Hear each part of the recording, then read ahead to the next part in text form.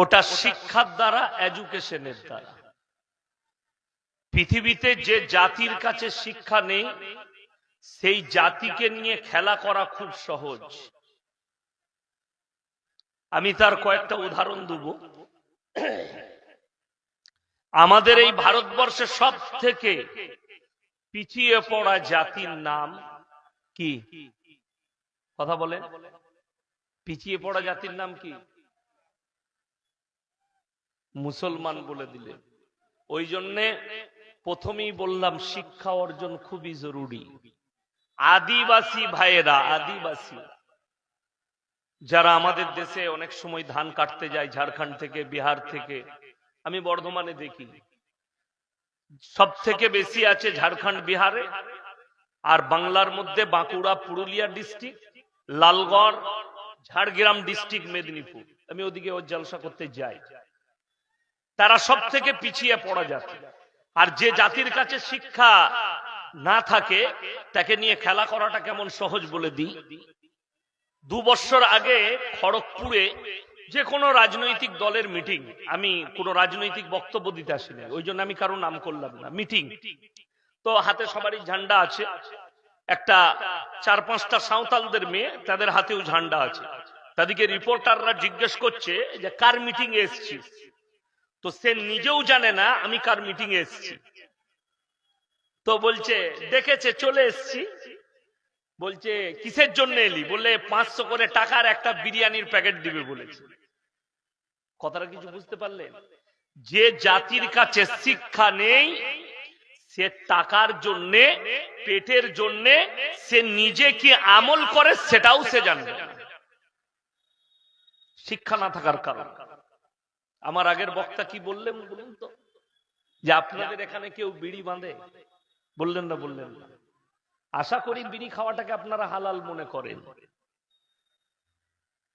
ওই জন্য আমার জলসায় আছে অনেক লোক আছে মুসলমানদের, আমাদের সকালবেলায় বিড়ি না খেলে তাদের হাগায় হয় না। বললি আমি খারাপ বক্তা, কি বুঝলেন? গাল খায়, অসুবিধা নেই। আর এই সভাপতি সাহেব ইনি আমার বন্ধু মানুষ, কাছের লোক, ওই জন্য আজকে আমার একটু সাহসটা বেশিই থাকবে বলার। বলো, একটা বড় জিনিস, খুব গুরুত্বপূর্ণ জিনিস মাথায় রাখবেন।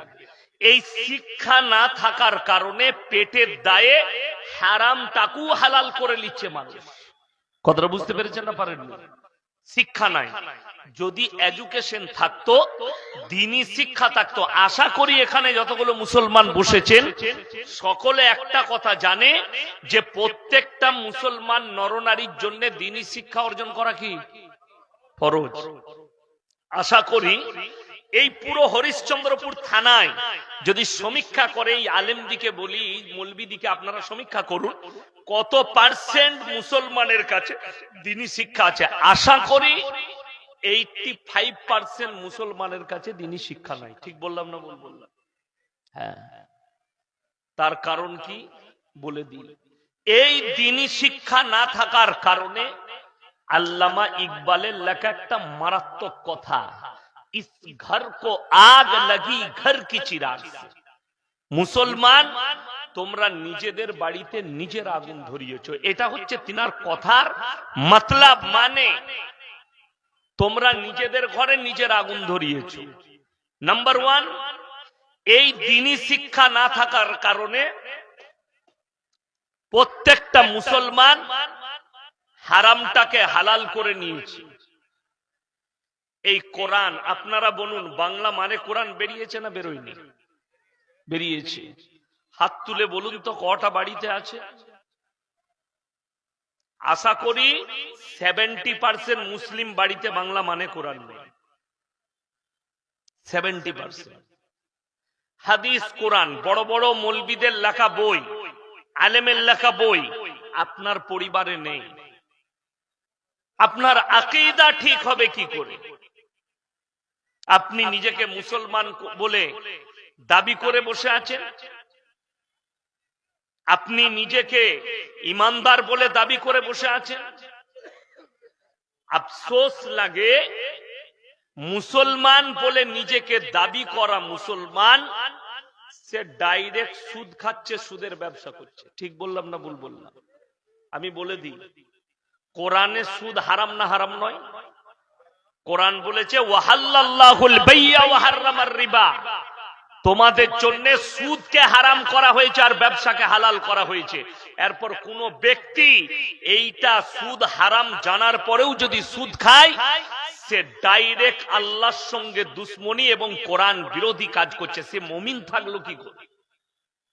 অথচ আমাদের দেশে অবাক লাগে, কিয়ামত কতটা কাছে বুঝেলেন বুঝতে পারবেন আলামত দেখে।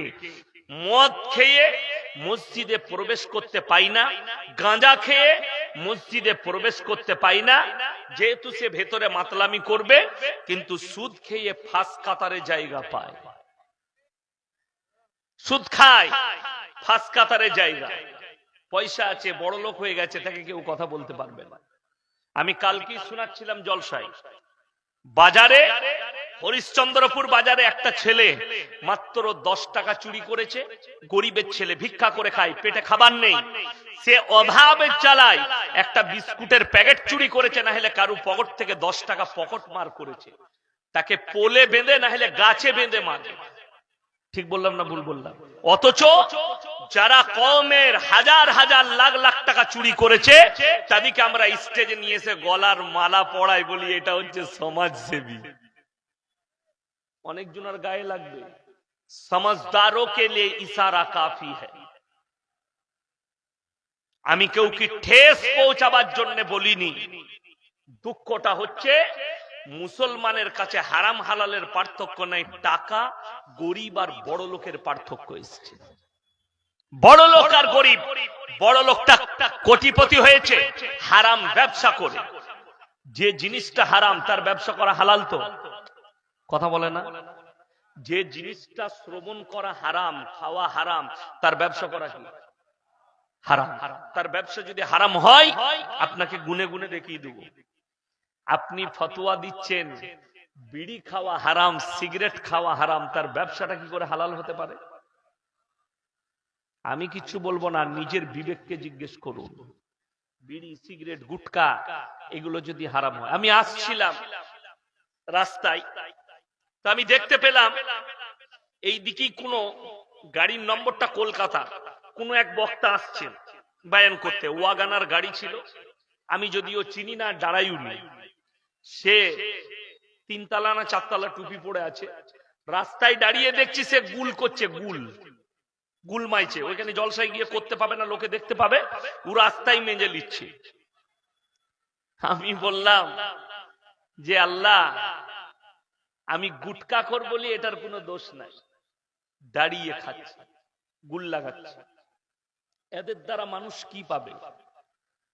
আপনি জানছেন সুদ হারাম, সুদ খাচ্ছেন, আপনি আল্লাহর সঙ্গে সংগ্রাম করেছেন, কোরআনের বিরুদ্ধে আপনি আচরণ করেছেন, আপনার ঈমান ধ্বংস হয়ে গেছে। আপনি নামাজ পড়তে পারেন, কিয়ামতের দিনে দেখবেন সব ফাঁকা। কেন? আপনি ধোঁকা দিয়েছেন আল্লাহকে, মুমিনকে ধোঁকা দিয়েছেন, সমাজের লোককে ধোঁকা দিয়েছেন, হারাম খাচ্ছেন, অথচ আপনি নামাজ পড়ে লোককে দেখাচ্ছেন আমি একজন নামাজি। মদ খাওয়া হারাম, মদের ব্যবসা হারাম। আজকে আপনাকে দেখিয়ে দেবো আমি, হরিশ্চন্দ্রপুরে মদ মুসলমান খাচ্ছে, মদের ব্যবসাও করছে। ঠিক বললাম না ভুল বললাম? মদের ব্যবসাও করছে, অথচ সে নিজেকে মুসলমান বলে পরিচয় দিচ্ছে। ওই জন্য কোরআন শোনাবো। যারা ভাবছেন যে মাথা ঠুকলেই মুসলমান, গরুর মাংস খেলেই খাঁটি মুসলমান, আমি মাথা ঠুকি। নাস্তিক ছাড়া, যারা ধর্মে বিশ্বাসী নয়, তারা ছাড়া পৃথিবীর সব মানুষ মাথা ঠুকে। কেউ পূবে, কেউ পশ্চিমে, কেউ উত্তরে, কেউ দক্ষিণে, কেউ আগুনের কাছে, কেউ পাথরের কাছে, কেউ মূর্তির কাছে, কেউ কবরে, কেউ গাছতলায়, কেউ সূর্যের কাছে, কেউ চন্দ্রের কাছে, কেউ অগ্নির কাছে। যার বিশ্বাস যেখানে দাঁড়িয়েছে সে সেখানে গিয়ে মাথা ঠুকছে। ওই জন্য আল্লাহ কোরআনে শর্ত রাখলেন। শর্ত কি আছে? লাইসাল বিররু আন তুওয়াল্লু ওয়ুজুহাকুম কিবালাল মাশরিকি ওয়াল মাগরিব ওয়ালাকিন্নাল বিররা মান আমানা বিল্লাহ। হে আমার বিশ্বনবী পৃথিবীর মানুষকে বলো, পূব কিংবা পশ্চিম দিকে মাথা ঠুকার নাম ঈমান নয়।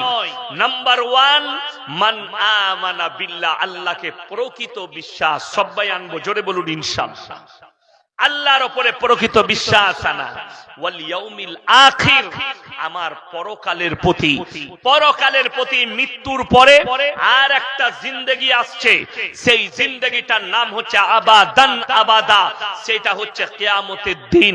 জান্নাত আর জাহান্নাম, ওই জায়গাটাই হচ্ছে আবাদান আবাদার জায়গা। আর এই দুনিয়া সম্পর্কে কোরআনে অপর জায়গায় আল্লাহ বলেছেন, ওয়ামাল হায়াতুদ দুনিয়া ইল্লা মাতাউল গুরুর, এই দুনিয়া তোমাদের জন্য সম্পূর্ণ ধোঁকা। আপনি আমি ধোঁকায় আছি, ধোঁকায় পড়ে আছি, এই দুনিয়া তোমাদের জন্য ধোঁকা। ওয়াল ইয়াউমিল আখির ওয়াল মালাইকাতি, আমার ফেরেশতাদের প্রতি, ওয়াল কিতাবি, আমার আসমানি কিতাবের প্রতি, ওয়ান নবিয়্যিন, আর যতগুলো নবী পয়গম্বর পাঠিয়েছি এদের উপরে বিশ্বাস। এটার নাম ঈমান। মাথা ঠুকলে গরুর মাংস খেলে মুমিন হওয়া যায় না। তাহলে আমাদের দেশে অনেকজন মুমিন হতো। ফিল্মের একজন আর্টিস্ট ছিল, মারা গেছে, তার নাম ঋষি কাপুর। সে মিডিয়ার সামনে বলেছিল, প্রত্যেক দিন আমার ডিনারে গরুর মাংস থাকে। তাকে অনেক অমুসলিম ভাইরা গালি দিয়েছিল।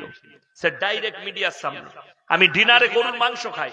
গরুর মাংস খেলে সে মুমিন হয়ে যাবে, আল্লাহ ওয়ালা হয়ে যাবে। কত যার রুচি হয়, কত জন খায়। ইহুদিরা গরুর মাংস খায়, খায় না? খায় না। খ্রিস্টানরা গরুর মাংস খায়। পৃথিবীর যতগুলো দেশ আছে, ইহুদি, খ্রিস্টান, নাসারা সবাই গরুর মাংস খায়। আমাদের দেশের কিছু অন্ধভক্ত, গোবরখোর আর মুতখোর, তারা ইসরায়েলের ঝান্ডা নিয়ে বলছে ইসরায়েল জিন্দাবাদ। আবে ইসরায়েল তেরে মা কো खाता है। तुम्हें मालूम है इंडिया के मुसलमान से ज्यादा गाय तो इजराइल वाले खाते, यहूदी लोग खाते, हमसे ज्यादा खाते। ये खबर लगाओ। मुंह से खाली जिंदाबाद कह देने से नहीं होगी। मुसलमान, দুঃখের সঙ্গে বলছি, সবাই হাত তুলে বলুন, আজ থেকে আমরা দ্বীনি শিক্ষা অর্জন করব। জোরে বলুন ইনশাআল্লাহ। আপনারা দেখতে পেলেন একটা ছোট্ট বাচ্চা কত সুন্দর আপনাদের কাছে আরবিতে বক্তব্য পরিবেশন করলেন। আপনি অবাক হবেন যে পৃথিবীতে বেঈমান কাফেররা আপনার বিরুদ্ধে যে চক্র রয়েছে, তারা কামিয়াবি লাভ করেছে। আপনার ছেলে স্কুলে যায়, সমস্ত কিছু মিথ্যা গল্প তাকে লিখতে হয়। ইসলামে, ইসলাম সত্যের উপরে টিকে আছে, আপনার সন্তানকে মিথ্যা লিখতে হবে। কোরআন বলছে কুল্লু ফি ফালাকিন ইয়াসবাহুন, সূরা ইয়াসিন। নবমণ্ডলে যা আছে তারা যেন নিজের নিজের কক্ষপথে রাস্তায় চলমান, তারা চলছে নিজের নিজের রাস্তায়। আর বিজ্ঞান লিখেছে পৃথিবীটা ঘুরছে, বাকি সব নিজের জায়গায় দাঁড়িয়ে আছে। চন্দ্র, সূর্য, গ্রহ, তারা, নক্ষত্র, মঙ্গল, প্লুটো, বুধ, এরা নিজের জায়গায় দাঁড়িয়ে আছে, বাকি সব ঘুরছে। পৃথিবীটা ঘুরছে, এরা নিজের জায়গায় দাঁড়িয়ে আছে। এইটা কোরআন বিরোধী কথা, কোরআনের বিপক্ষের কথা। আপনার আমার সন্তান স্কুলে গেলে তাকে এই উত্তরটাই লিখতে হবে। সে যদি কোরআনের উত্তর লিখে দেয়, আপনার ছেলে ফেল।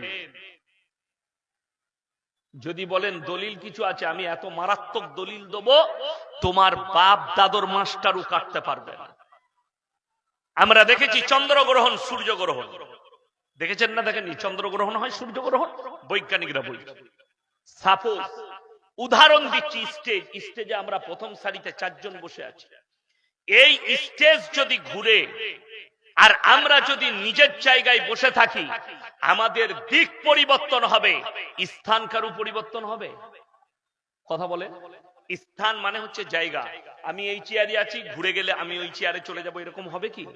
নিজের জায়গায় বসে থাকলে আমরা স্টপ থাকবো, জায়গা আমার ঠিক থাকবে, দিক পরিবর্তন হবে। কোরআন খুলে এত সুন্দর দলিল কোরআনে আল্লাহ দিয়েছে।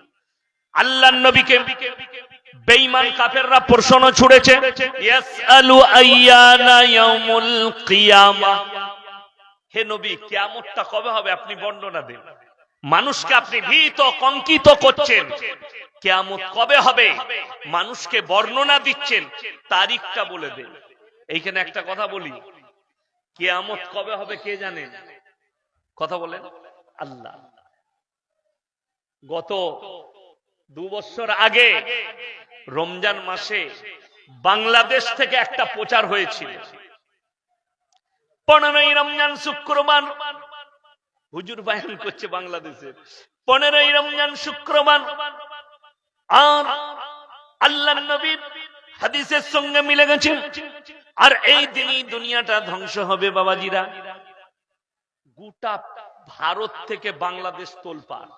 আমাকে রমজান মাসে 10ই রমজান আমি মাদ্রাসার কালেকশন করছি, কলকাতায় একজন ফোন করে বলছে, হুজুর 15ই রমজান কি হবে? এমন তুই আগে মরবি। আল্লাহ আকবার। বলে হুজুর, বাংলাদেশের এক হুজুর বলেছে 15ই রমজান দুনিয়াটা ধ্বংস হবে। 2012 সাল যারা পেপার ঘাটেন, যারা মোবাইলের বেতার দেখেন, খবর দেখেন, আমার রেজিনগরে জলসা ছিল। লন্ডনের একজন পপ বৈজ্ঞানিক, তিনি আউট করেছিলেন পৃথিবীতে 72 ঘন্টার মধ্যে পৃথিবীটা ধ্বংস হয়ে যাবে। শুনেছিলেন না শুনেননি? যারা জানে তারা জানে। সেই সময় পৃথিবীতে একটা আতঙ্ক তৈরি হয়। আমি ওই সময় মোবাইলের যুগ ছিল না, আমি বলেছিলাম রেজিনগর, মুর্শিদাবাদ রেজিনগরের মাটিতে যে বলেছে 72 ঘন্টার মধ্যে ধ্বংস হবে, সে 72 কেজি গাঁজা খেয়ে বলেছে। কোন বৈজ্ঞানিক জানি না, কিন্তু গাঁজা খেয়ে বলেছে। আচ্ছা, পৃথিবীটা ধ্বংস হয়েছে? কথা বলে না? আছে না? 2 বছর আগে এক হুজুর বললে বাংলাদেশের 15ই রমজান ধ্বংস হবে, হয়েছে? হয়নি। এইখানে আপনাকে বিশ্বাস কোথায় আনতে হবে? আল্লাহর প্রতি এবং কোরআনের প্রতি। সবাই আনবো, জোরে বলুন ইনশাআল্লাহ। কেন? কোরআন সূরা লুকমানের একবারই শেষ আয়াত, ইন্নাল্লাহা ইনদাহু ইলমুস সাআ ওয়া ইউনাজ্জিলুল গায়থ ওয়া ইয়ালামু মা ফিল আরহাম ওয়া মা তাদরি নাফসুম মাযা তাকসিবু গাদা ওয়া মা তাদরি নাফসুম বিআইয়ি আরদিন তামুত ইন্নাল্লাহা আলিমুন খবীর। সূরা লুকমান শেষ আয়াত, ইন্নাল্লাহা ইনদাহু ইলমুস সাআ, কিয়ামত কবে হবে আমি আল্লাহ ছাড়া পৃথিবীর কেউ জানে না। ওই জন্য আমি এরপরে ওই আয়াতে যাচ্ছি। এইখানটা একটু ব্রেক রেখে, আল্লাহ নবীকে বেঈমান কাফেররা প্রশ্ন করেছেন, নবীজি তারিখ বলেননি, তখনও আল্লাহ উত্তর দিয়েছেন, কিন্তু তারিখ বলেননি। আল্লাহ কি উত্তর দিলেন? হে আমার নবী, তুমি বেঈমান কাফেরকে শোনাও, ফাইদা বারিকাল বাসার, তোমাদের চোখগুলো স্থির হবে। চোখ স্থির মানে কোন এক আশ্চর্য জিনিসকে যখন আপনি দেখবেন, আপনার চোখ দাঁড়িয়ে যাবে। যদি আপনি সকালবেলায় উঠে হরিশ্চন্দ্রপুর বাজারে যান, আর যদি 20 কেজি ওজনের একটা কাতলা মাছ দেখতে পান, আপনার চোখটা কি হবে? ও আল্লাহ! চোখটা বেরোবে না? বেরোবে না, দাঁড়িয়ে যাবে। কোরআনে এই শব্দই আল্লাহ ব্যবহার করেছেন, ফাইদা বারিকাল বাসার, তোমাদের চোখগুলো স্থির হয়ে দাঁড়িয়ে যাবে। কখন? ওয়া খাসাফাল কামার, যেদিনে চন্দ্র আলোহীন হবে, ওয়া জুমিয়াশ শামসু ওয়াল কামার, ওয়া জুমিয়াশ শামসু ওয়াল কামার, যেদিনে চাঁদ আর সূর্যকে আমি একটা রাস্তায় টক্কর খাইয়ে দেব, অ্যাক্সিডেন্ট করাবো। চন্দ্রগ্রহণ, সূর্যগ্রহণ, কোরআন বলছে কুল্লু ফি ফালাকি ইয়াসবাহুন, সূরা ইয়াসিন। সবাই নিজের নিজের কক্ষপথে চলমান, নিজের নিজের রাস্তায় তারা চলছে। অ্যাক্সিডেন্ট করাবেন আমার আল্লাহ কিয়ামতের দিনে, তাদেরকে মুখোমুখি সংঘর্ষ করাবেন। তারা নিজের রাস্তায় চলছে। চন্দ্রগ্রহণ কি করে হয়? চন্দ্র যখন সূর্যকে ওভারটেক করে তাকে বলা হয় চন্দ্রগ্রহণ, আর সূর্য যখন চন্দ্রকে ওভারটেক করে তখন বলা হয় সূর্যগ্রহণ। উদাহরণস্বরূপ বলে, এই যে রোডটা দেখছেন হাই রোড, এখানে দুটো গাড়ি যাচ্ছে, একটা গাড়ি দাঁড়িয়ে আছে, তার পাশে যখন ওভারটেক করবে, ওপারে যে ছায়াটা পড়ছে, ছায়াটা কার পড়বে? এই গাড়ির না, যেটা ওভারটেক করছে তার। যে ওভারটেক করছে তার ছায়া তার কাছে পৌঁছাবে। যখন চাঁদ সূর্যকে ঢেকে এরকম করে ওভারটেক করে, চাঁদের আলো পৃথিবীতে আসে, সূর্যের আলো ঢেকে যায়। সূর্য যখন চন্দ্রকে ওভারটেক করে, চন্দ্রের আলো ঢেকে যায়, সূর্যের আলো পৃথিবীতে এসে পৌঁছায়, তার নাম চন্দ্রগ্রহণ, সূর্যগ্রহণ। আল্লাহ কোরআনে বললেন, তোমরা বুঝতে পারবে কিয়ামতের আলামতের মধ্যে একটা আলামত, ওয়া জুমিয়া শামসু ওয়াল কমার, চাঁদ আর সূর্যকে আমি একটা রাস্তায় টক্কর খাওয়াবো। ইয়াকুলুল ইনসানু ইয়াউমাইদিন আইনাল মাফার, মানুষ মনে মনে ভাববে কোথায় আমরা পালালে বাঁচি। কাল্লা লা ওয়াজার ইলা রাব্বিকা ইয়াউমাইদিনিল মুস্তাকার, সেদিনে নিজের রবের কাছে, আল্লাহর কাছে দণ্ডায়মন ছাড়া বিকল্প কোনো রাস্তাই থাকবে না। বেঈমান কাফেররা প্রতিনিয়ত ইসলাম বিরোধী, যেমন পৃথিবীটা ঘুরছে যেটা বলেছে, বিজ্ঞান কত বড় ভুল তথ্য দিয়েছে আপনাদিকে বলে দিই। কোরআনে 30 পারা প্রথম সূরা সূরা নাবা, আল্লাহ তাআলা এখানে বললেন, আলাম নাজআলিল আরদা মিহাদা ওয়াল জিবালা আওতাদা, আলাম নাজআলিল আরদা মিহাদা, আমি কি তোমাদের জন্য জমিনকে করিনি বিছানা, ওয়াল জিবালা আওতাদা, আর পাহাড়গুলোকে খুঁটো গেড়েছি, জমিন তুমি আর নড়াচড়া করবে না। আমরা তাফসীর আর হাদিসের ব্যাখ্যার মাধ্যম দিয়ে বুঝতে পাই, গবেষণা করে দেখতে পাই, আল্লাহ তাআলা এই দুনিয়াতে 1 ভাগ স্থল রেখেছেন আর 3 ভাগ পানি। এই জমিনকে সৃষ্টি করার পরে এই জমিন চারিদিকে ভেসে বেড়ায়। আল্লাহ কোরআনে বললেন, আমি খুঁটো গাড়লাম পাহাড়গুলোকে, ওয়াল জিবালা আওতাদা, যাতে জমিন তুমি আর নড়াচড়া না করো। জোরে বলুন সুবহানাল্লাহ। বিজ্ঞান তার উল্টো বলেছে। কেন? তাদের মিশন, ইহুদি নাসারা বেঈমান কাফের, তাদের মিশন হচ্ছে ইসলামকে দুনিয়া থেকে বিনাশ করা, ধূলিসাৎ করা, তাদের মিশন।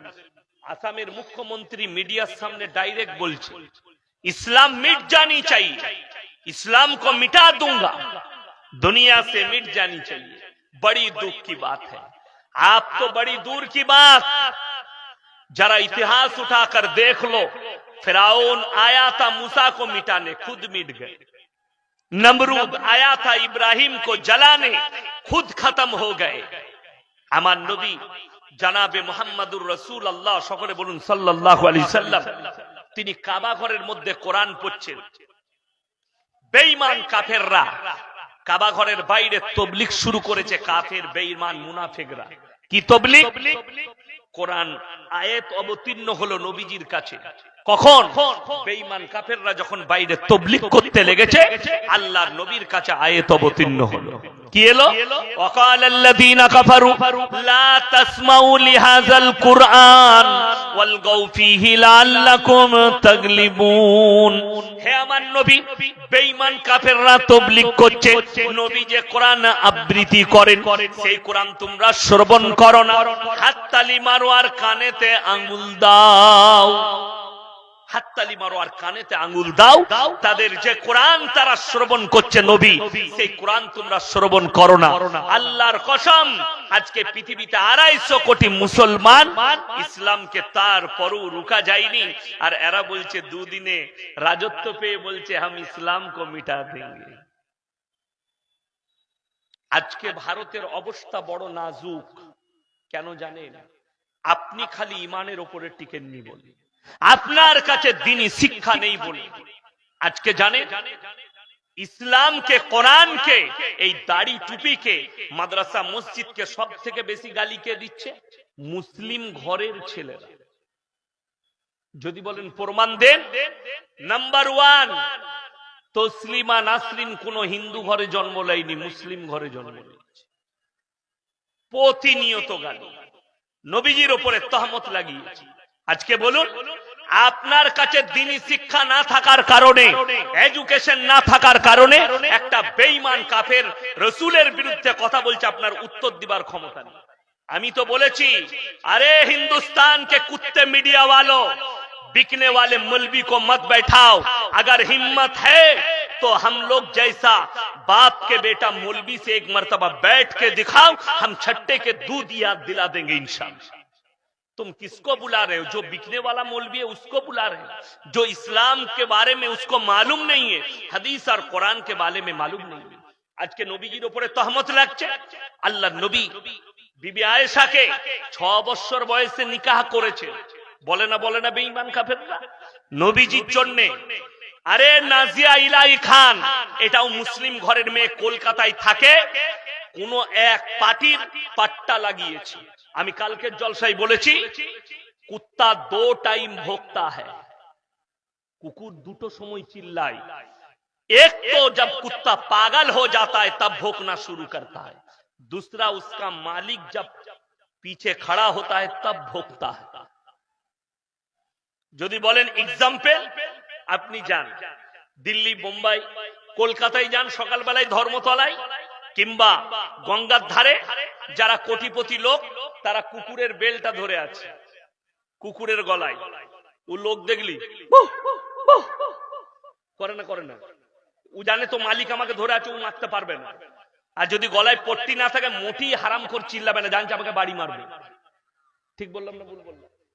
तो कुत्ता 2 टाइम भोंकता है, एक तो तेरा मालिक पीछे खड़ा है तब भोंकता है, और दूसरी जब वो पागल हो जाता है तब भोंकता है। আল্লাহ নবী সাল্লাল্লাহু আলাইহি সাল্লামের বিয়ে বলছে 6 বছর বয়সে মা আয়েশা সিদ্দিকা রাদিয়াল্লাহু তাআলা আনহাকে বিবাহ করেছেন, এবং 9 বছর বয়সে তিনি কি শুরু করেছেন? 9 বছর বয়সে তিনি শুরু করেছেন সংসার।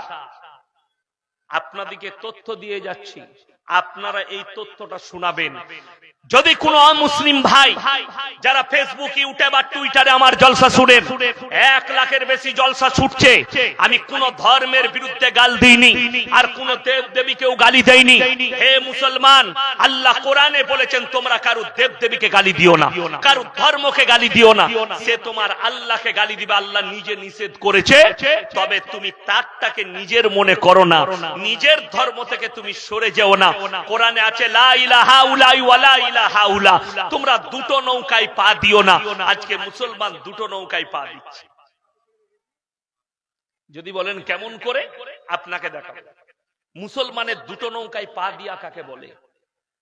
আমার বর্ধমান জেলায় চলুন, টাউনের কথা, টাউন থেকে আমার বাড়ি খুব কাছে, দিল্লি রোডের ওপরে বাড়ি আমার, ন্যাশনাল হাইওয়ে NH2, ভারতের 2 নম্বর জাতীয় সড়ক, দিল্লি টু কলকাতা রোডের ওপরে পানাগড় বেস থেকে 15 কিলোমিটারের মাথায় বর্ধমানের দিকে যেতে আমার বাড়ি। আমার বাড়ি থেকে বর্ধমান 15 মিনিট লাগে, 6 লেন রোডটা। এই বর্ধমান টাউনে মুসলিমদের যুবকরা ফ্রি মদ পাবে বলে দুর্গা উৎসবে দুর্গা ঠাকুর ভাসাতে যাচ্ছে, মদটা খালি ফ্রি পাবে বলে। আপনি অবাক হবেন, মালদা টাউনে নেই, আছে মদ খাওয়ার পার্টি গাদা আলাদা আছে। শান্তিনিকেতন বোলপুর, যেখানে কবিগুরু রবীন্দ্রনাথ ঠাকুরের বাড়ি, জায়গাটার নাম প্রান্তিক। আপনি যদি বোলপুরের ওপর দিয়ে কলকাতা যান, বর্ধমান হয়ে মালদায় চেপে হরিশ্চন্দ্রপুরে চেপে, তো একটা স্টেশন পড়বে, সেটার নাম হচ্ছে প্রান্তিক, বোলপুরের আগে। যদিও সব গাড়ি দাঁড়ায় না, সব বড় লোকদের বাস, মন্ত্রী, আইপিএস, এমএলএ বহু জনা বাড়ি করেছে ওখানে বাংলো। ওই জায়গায় হোলির দিনে 70% অমুসলিম ভাই, 30% মুসলিম যুবক যুবতী শিক্ষিতরা থাকে, হোলি খেলে। কেন? এরা খবর পেয়েছে, এরা ভাষণ পেয়েছে, ধর্ম যার যার, উৎসব সবার, অর্থাৎ অসুবিধা নেই। আরে ভাই, সম্প্রীতি যাদের মনে হচ্ছে এই মৌলী সাহেবদের বক্তব্যে সম্প্রীতি নষ্ট হচ্ছে, আরে হারামখোর, তোমার জানা হয়নি সম্প্রীতি কাকে বলে। কোরআন আর হাদিস আর রাসূল আকরাম সাল্লাল্লাহু আলাইহি সাল্লামের থেকে বড় সম্প্রীতি পৃথিবীর কেউ দিতে পারে না। তার কয়েকটা দলিল দেব। আল্লাহ রাসূলের হাদিস, তোমরা মুমিন ততক্ষণ হতে পারবে না যতক্ষণ পর্যন্ত তোমার কাছ থেকে তোমার প্রতিবেশী সুরক্ষিত নয়। আল্লাহ রাসূল বললেন, তোমরা দেখো না কোন জাতের, সে হিন্দু হোক, দলিত হোক, আদিবাসী হোক, খ্রিস্টান হোক, সে যদি ক্ষুধার্ত হয় খাবার দাও, বস্ত্রহীন হলে বস্ত্র দাও, বিপদে পড়লে পাশে দাঁড়াও, তার মানে এটা নয় যে তার ধর্মটা তুমি পালন করবে, ওটার নাম সম্প্রীতি নয়। আল্লাহর কাছে যতগুলো পাপ আছে সব থেকে নিকৃষ্ট পাপ হচ্ছে শিরকের পাপ। আল্লাহ ব্যতীত অপরকে রব হিসাবে মানা, অপরকে গায়রুল্লাহকে মানা।